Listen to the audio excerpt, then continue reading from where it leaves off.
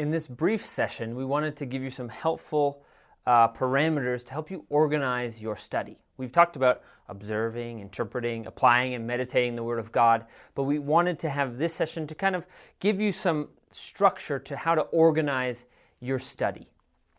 And so we're going to propose a few options, and we think it's good to start with these, at least to learn the rhythm of observing, interpreting, applying, and meditating, because these are to be seen as progressive, right?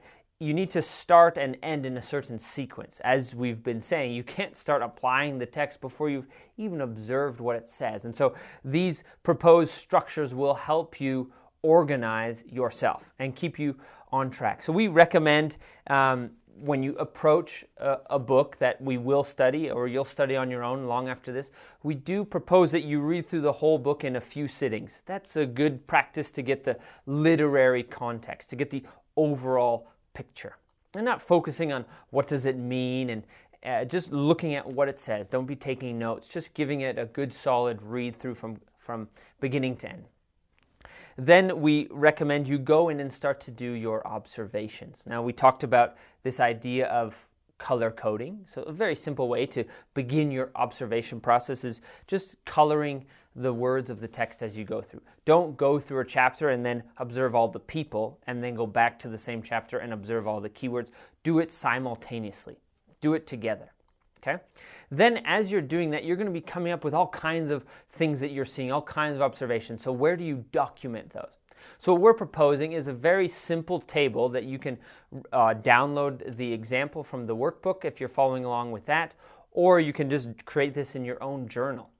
Simply make a table that has 3 columns. Have the first column about 50% of the table. Okay? And in this column, that's where you'll put your observations. So all of your questions, right? Who, where, when, how, and what. All of those key words, the names of people and places.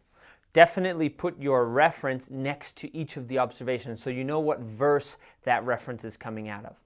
Try to keep it just to the words of the text in this column, because that's what you're focusing on. You're not looking for what it means, just what it says. Then take the other half of the table and break it into 2 columns.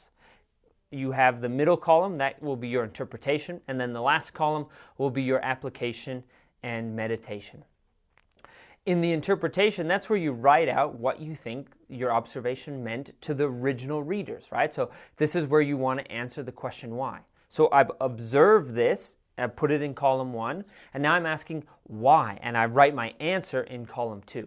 Try to refrain from using first-person pronouns like I or me or us, because we don't want to put ourselves in the study yet. Use third person. This is what it meant to them.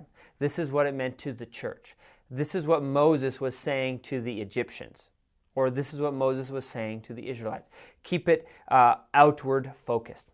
Then in application and meditation, that's where you write about your own self. What does it mean to you? Okay, and we'll go through the process as you've seen, where we're reading, we're meditating, contemplating, and praying.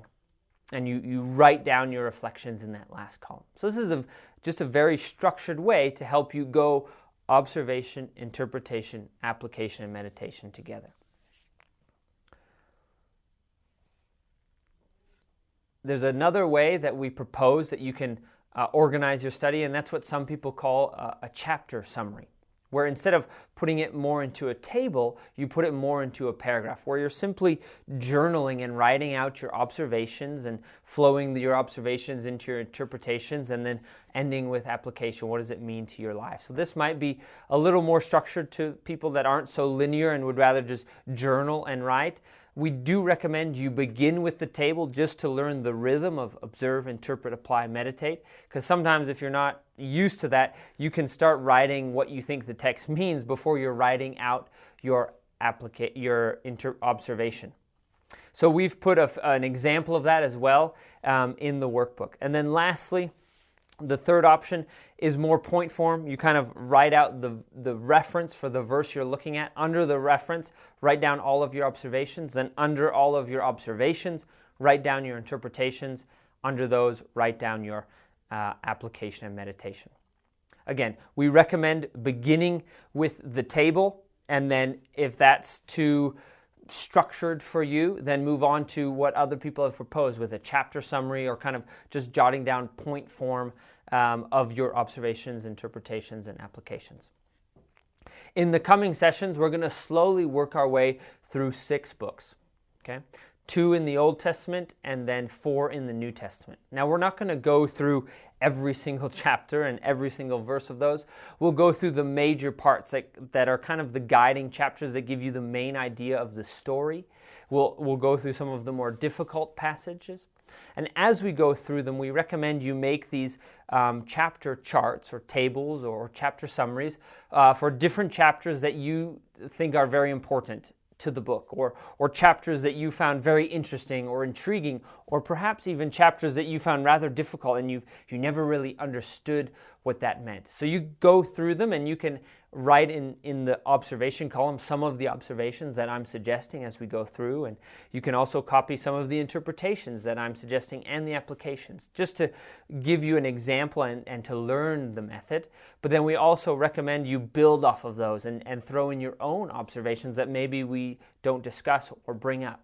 If you're following along with the workbook, you can either upload your work, or you can simply take a picture and upload the picture.